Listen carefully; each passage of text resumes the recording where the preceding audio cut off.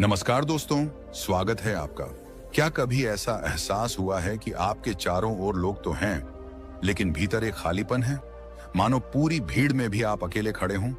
ये वही अकेलापन है जिसे हम अक्सर बोझ समझते हैं, लेकिन सच तो ये है कि यही अकेलापन हमारी सबसे बड़ी ताकत बन सकता है।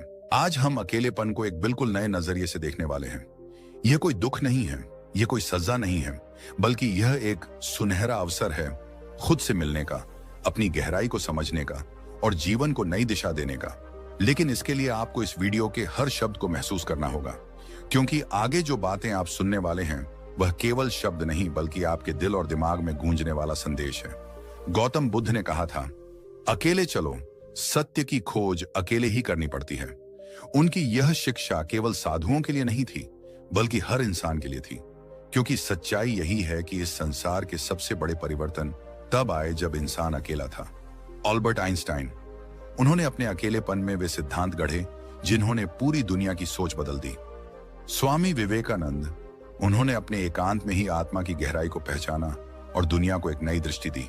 और महात्मा बुद्ध, उन्होंने जंगल की नीरवता में, ध्यान की निस्तब्धता में अपने भीतर की रोशनी को जगाया। सोचकर देखिए, अगर ये लोग भी अकेलेपन से डर गए होते तो क्या इतिहास ऐसे बदलता? नहीं।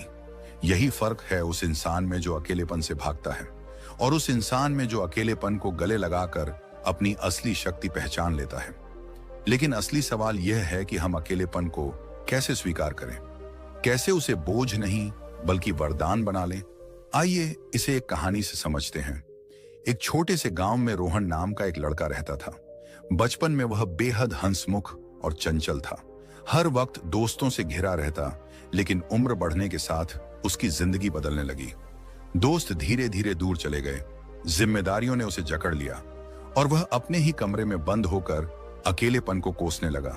हर रात वह सोचता, मैं इतना अकेला क्यों हूं, सब मुझे छोड़कर क्यों चले गए। उसका मन धीरे धीरे उदास और बोझिल होता गया। एक दिन उसकी दादी उसके पास आई। उन्होंने बहुत गहरी बात कही, रोहन, इस दुनिया में हर इंसान अकेला आता है और अकेला ही जाता है। फर्क सिर्फ इस बात से पड़ता है कि जब तुम अकेले हो तब तुमने अपने समय का क्या किया। यह वाक्य रोहन के दिल में उतर गया। उसने ठान लिया कि वह अब अकेलेपन को कोसने के बजाय उसका इस्तेमाल करेगा। उसने लिखना शुरू किया। शुरुआत में सिर्फ डायरी में अपनी बातें लिखता, फिर धीरे धीरे कहानियां गढ़ने लगा और कुछ ही सालों में उसकी कहानियां इतनी मशहूर हो गईं कि लोग उसमें अपनी जिंदगी का अक्स देखने लगे।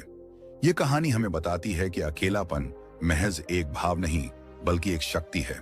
अगर आप चाहें तो यही अकेलापन आपको तोड़ सकता है, लेकिन अगर आप सही दृष्टिकोण से देखें तो यही अकेलापन आपको गढ़ भी सकता है।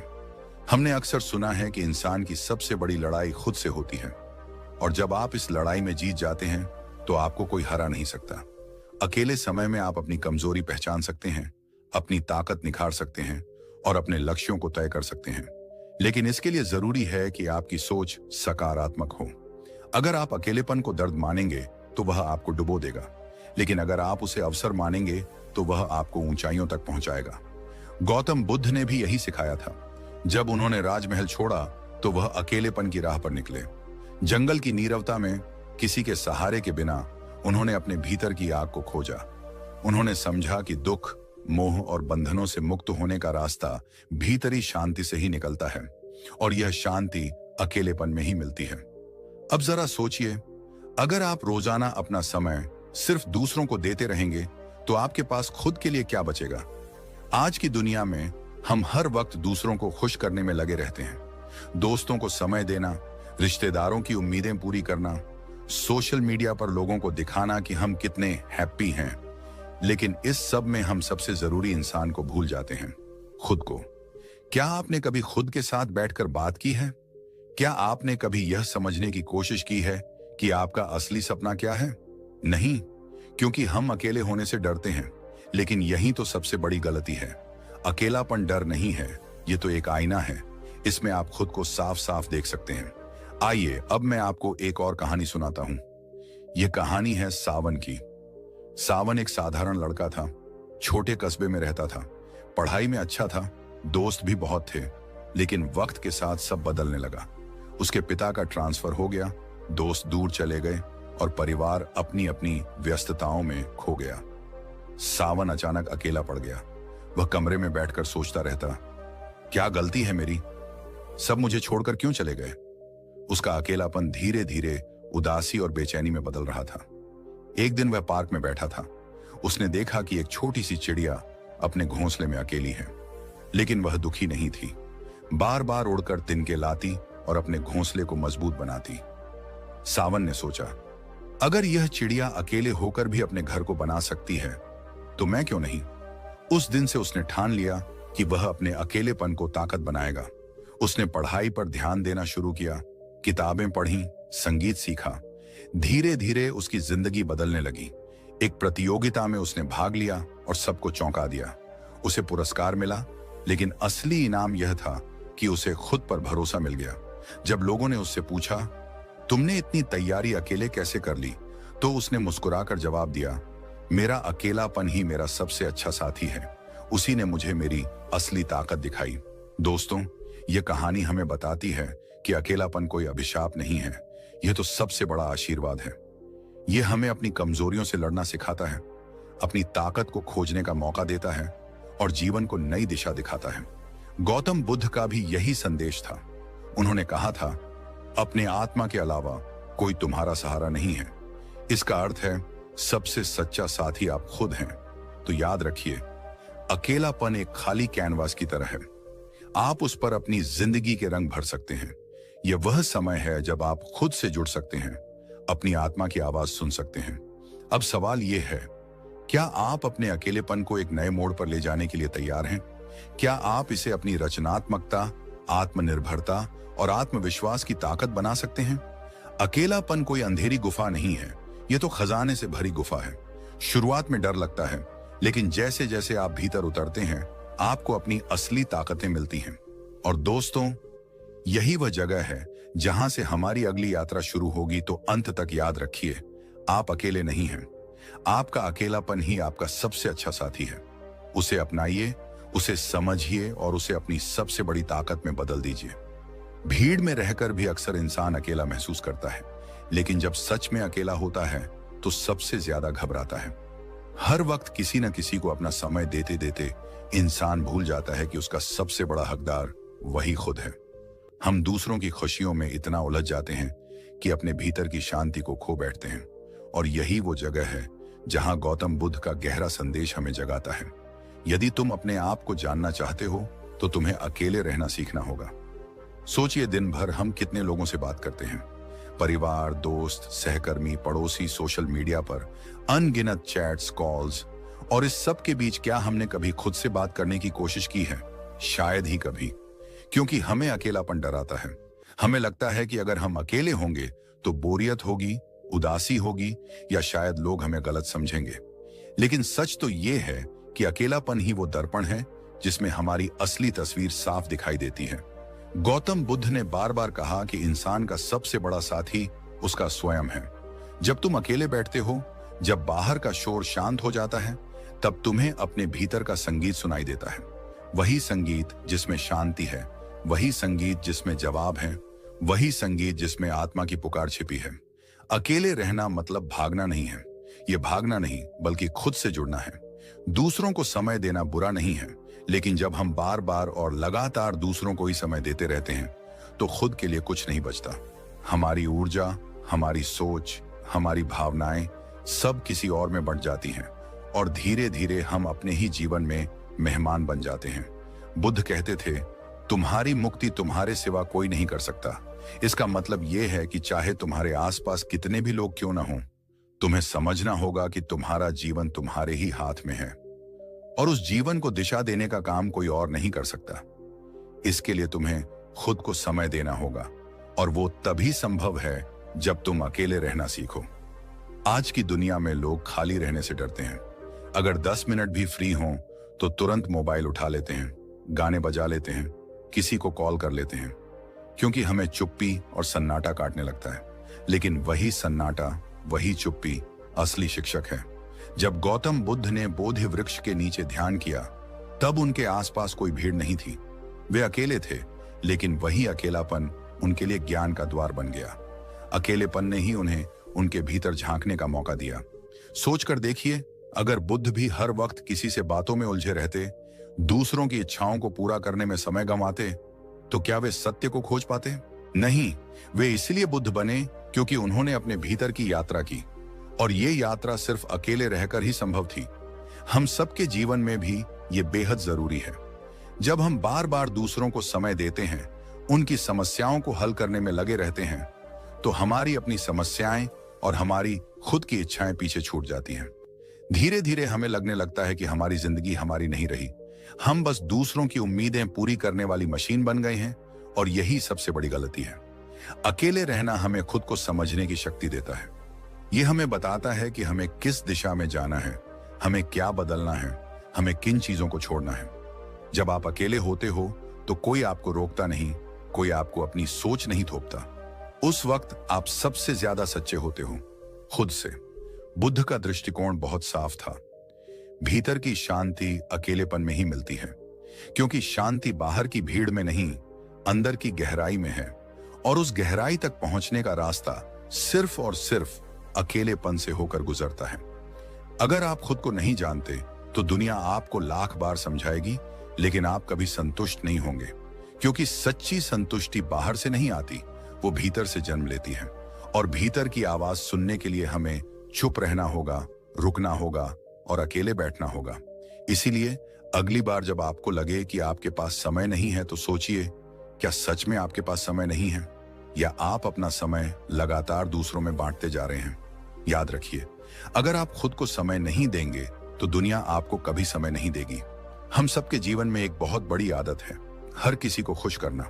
हम सोचते हैं कि अगर सब हमसे खुश रहेंगे तो हमारी जिंदगी आसान हो जाएगी, लोग हमें पसंद करेंगे, हमें सराहेंगे। लेकिन सच तो यह है कि इस आदत ने सबसे ज्यादा हमें ही नुकसान पहुंचाया है। गौतम बुद्ध ने एक बार कहा था, जिस इंसान की जिंदगी दूसरों की अपेक्षाओं पर टिकी हो, वह कभी अपनी शांति को नहीं पा सकता। सोचकर देखिए, कितनी गहरी बात है ये। जब हम लगातार दूसरों को खुश करने की कोशिश करते हैं, तो असल में हम अपनी खुशी को गिरवी रख देते हैं। हर रोज हम कितनी बार ऐसा करते हैं कि किसी की नाराजगी से बचने के लिए हाँ कर देते हैं, जबकि अंदर से हमारा मन साफ साफ ना कहना चाहता है। दोस्त ने मदद मांगी, भले ही हमारे पास समय ना हो, लेकिन हम मना नहीं कर पाए। ऑफिस में किसी ने काम थमा दिया, हम थके होने के बावजूद मुस्कुराकर मान गए। परिवार या समाज ने उम्मीदें रखी, हम खुद को किनारे कर उनकी पूर्ति में लग गए। धीरे धीरे ये आदत हमारी पहचान को मिटा देती है। सोचिए, अगर दिन भर आप सबको समय देते रहेंगे, उनकी जरूरतें पूरी करते रहेंगे, तो अपने लिए क्या बचा? आपकी ऊर्जा कहां गई? आपकी खुशियां कहां खो गईं? यही तो असली नुकसान है, हर वक्त दूसरों को समय देना, अपनी ऊर्जा बर्बाद करना। गौतम बुद्ध ने अपने जीवन में यही सिखाया कि इंसान को सबसे पहले अपने भीतर की देखभाल करनी चाहिए। अगर आप खुद थके हुए हैं, अगर आप खुद के भीतर खालीपन महसूस कर रहे हैं, तो आप किसी और को क्या दे पाएंगे? उन्होंने कहा था, पहले खुद को पूर्ण बनाओ, फिर दुनिया को कुछ देने की सोचो। लेकिन हमारी गलती यह है कि हम दूसरों की परवाह करते करते खुद को खो देते हैं। ये आदत हमें अंदर से तोड़ देती है। बाहर से हम मुस्कुराते रहते हैं, लेकिन अंदर ही अंदर थक जाते हैं, और यही थकान धीरे धीरे हमें निराशा, तनाव और बेचैनी की तरफ धकेल देती है। आपने ध्यान दिया होगा, अक्सर ऐसे लोग सबसे ज्यादा दुखी रहते हैं जो हर किसी को खुश रखने की कोशिश करते हैं। वे किसी को भी ना नहीं कह पाते, हर किसी को समय देते हैं, हर किसी की चिंता करते हैं, लेकिन अंत में वही लोग अकेले रह जाते हैं, क्योंकि उन्होंने कभी खुद को समय ही नहीं दिया। गौतम बुद्ध का दृष्टिकोण बेहद स्पष्ट था। अगर तुम चाहते हो कि जीवन में शांति और सुख बना रहे, तो दूसरों की उम्मीदों के पीछे मत भागो। दूसरों को खुश करने की आदत एक ऐसे कुएं की तरह है जिसमें जितना पानी डालो वो कभी भरता नहीं। चाहे तुम कितनी भी कोशिश कर लो, सबको खुश करना संभव ही नहीं है। सोचिए, दुनिया में कितने लोग हैं, हर किसी की अपनी सोच, अपनी अपेक्षा, अपनी मांग। अगर हम हर किसी को खुश करने में लग जाएं, तो क्या हम कभी खुद को खुश रख पाएंगे? कभी नहीं। यही वजह है कि बुद्ध ने कहा था, यदि तुम सच्ची स्वतंत्रता चाहते हो तो दूसरों की स्वीकृति का गुलाम मत बनो। अब जरा एक रिलेटेबल उदाहरण लीजिए। एक इंसान था जो हमेशा सबकी मदद करता था, दोस्तों के लिए हर वक्त तैयार, परिवार के लिए हर समय उपलब्ध, ऑफिस में हर काम का बोझ उठाने वाला। सब उसे पसंद करते थे, सब उसके बारे में कहते, ये तो बहुत अच्छा इंसान है। लेकिन धीरे धीरे वो थकने लगा। उसे अपनी खुशी, अपनी इच्छाएं, अपने सपने नजर ही नहीं आए। और एक दिन उसने महसूस किया कि सबको खुश करते करते उसने खुद को खो दिया है। उसकी पहचान बस दूसरों के लिए जीने वाला इंसान रह गई। क्या आप सोच सकते हैं ये कितनी बड़ी गलती है? अपनी पूरी जिंदगी दूसरों की उम्मीदों में गुजार देना और आखिर में एहसास होना कि हमने कभी खुद को जिया ही नहीं। यही तो सबसे बड़ा दुख है। बुद्ध का ज्ञान हमें यही सिखाता है कि दूसरों को समय देने से पहले खुद को समय देना जरूरी है।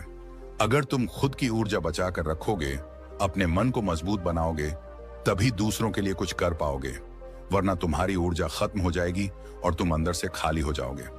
इसलिए लोगों को खुश करने की आदत को छोड़ना बहुत जरूरी है। सबको खुश करना संभव ही नहीं है और कोशिश भी मत करो, क्योंकि अगर तुम कोशिश करोगे तो तुम अपनी शांति खो दोगे, और जब शांति ही खो गई तो फिर जीवन में क्या बचा? बुद्ध का कहना था, जितना ज्यादा तुम दूसरों को खुश करने में उलझोगे, उतना ही ज्यादा तुम अपनी सच्चाई से दूर चले जाओगे, और यही सबसे बड़ा नुकसान है। इसलिए अगली बार जब आप किसी को सिर्फ इसलिए हाँ कहने लगें क्योंकि आप उन्हें नाराज नहीं करना चाहते, तो ठहरिए और सोचिए, क्या ये सच में जरूरी है? क्या ये आपकी ऊर्जा और समय के लायक है? अगर नहीं तो ना कह दीजिए।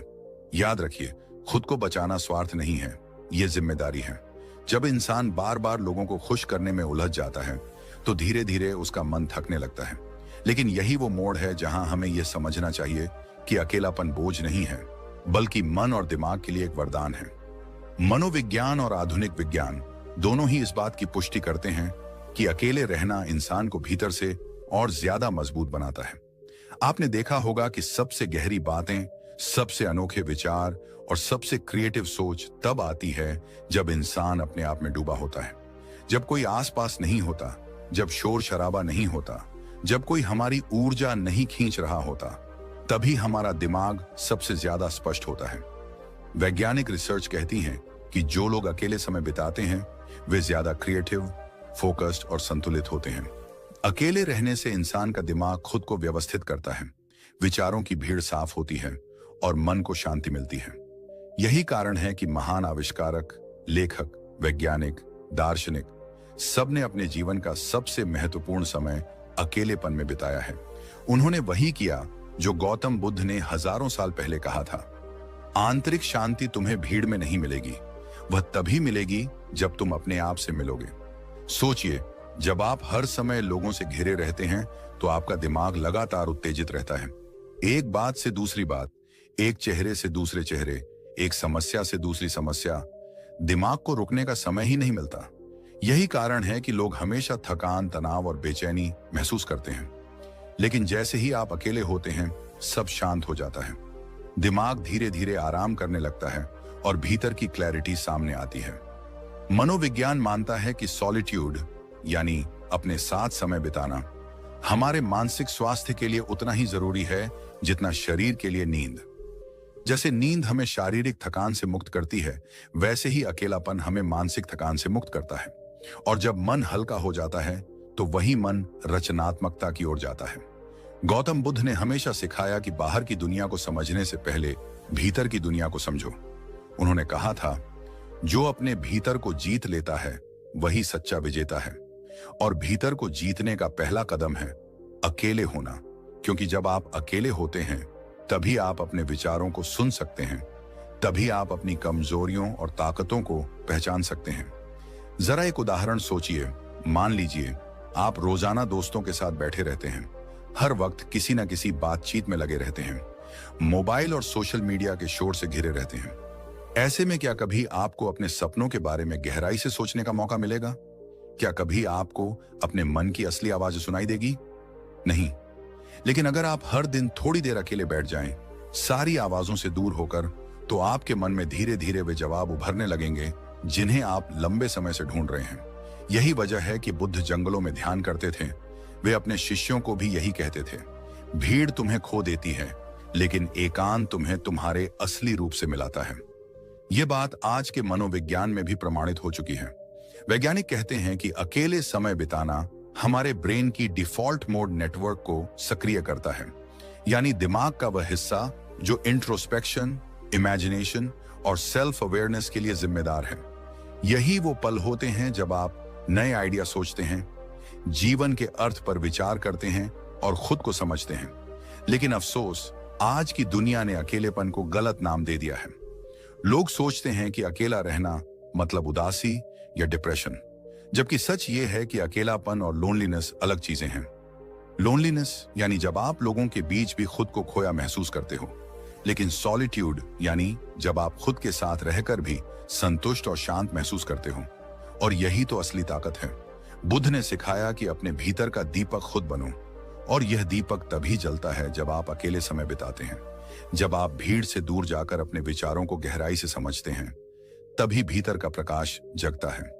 मनोवैज्ञानिक भी कहते हैं कि अगर इंसान हर दिन थोड़ी देर अकेले बैठकर अपने विचार लिखे, ध्यान करे या बस खुद से बात करे, तो उसकी मानसिक स्थिति संतुलित रहती है, चिंता कम होती है, फोकस बढ़ता है और दिमाग ज्यादा तेज काम करता है। अब सोचिए, अगर यह सच है तो हम क्यों अपने हर पल को दूसरों में बांट रहे हैं? क्यों हम अपने दिमाग को हर समय थका रहे हैं? क्या यह बेहतर नहीं होगा कि हम रोजाना थोड़ी देर खुद के लिए निकालें, चाहे 20 मिनट हो या आधा घंटा, लेकिन उस समय में सिर्फ खुद को सुने, खुद से जुड़े। याद रखिए, क्लैरिटी और क्रिएटिविटी अकेलेपन में ही जन्म लेती है। जब मन शांत होता है तभी नए रास्ते खुलते हैं। जब दिमाग बोझ से मुक्त होता है तभी सच्चा समाधान मिलता है। यही वजह है कि जो लोग अकेले रहना सीख लेते हैं वे जीवन में ज्यादा सफल, संतुलित और संतुष्ट रहते हैं। रात के सन्नाटे में जब सब सो रहे होते हैं, एक इंसान अगर जाग रहा हो और खामोशी में खुद से बातें कर रहा हो, तो उस समय उसे अपने अंदर की वो आवाज सुनाई देती है जिसे दिन के शोर ने हमेशा दबा दिया था। अकेलेपन का यही असली फायदा है। लोग समझते हैं कि अकेलापन एक सज्जा है, पर वास्तव में यह एक वरदान है। गौतम बुद्ध ने कहा था, जो मनुष्य अकेले चलना सीख जाता है उसके लिए पूरी दुनिया छोटा हो जाती है, क्योंकि अकेले रहकर ही इंसान खुद को समझ पाता है, अपनी ताकत पहचान पाता है और जीवन को गहराई से देखने की दृष्टि विकसित करता है। हम अक्सर दूसरों के बीच रहकर खुद को खो देते हैं। हर किसी को खुश करने की कोशिश, हर किसी की बात मानने की आदत हमें थका देती है। लेकिन जब इंसान अकेला होता है तो वह दूसरों के शोर से निकलकर अपने भीतर उतरना सीखता है। यही वह समय होता है जब आप अपने दिल की सुन सकते हैं, अपनी असली पहचान को महसूस कर सकते हैं। बुद्ध ने बार बार यह समझाया कि आत्मज्ञान तभी संभव है जब इंसान खुद के साथ समय बिताना सीखे। अकेलेपन का सबसे बड़ा फायदा है खुद को समझ पाना। आप सोचिए, जब आप हमेशा लोगों से घिरे रहते हैं तो आपके विचार, आपके निर्णय और आपकी भावनाएं भी दूसरों से प्रभावित हो जाती हैं।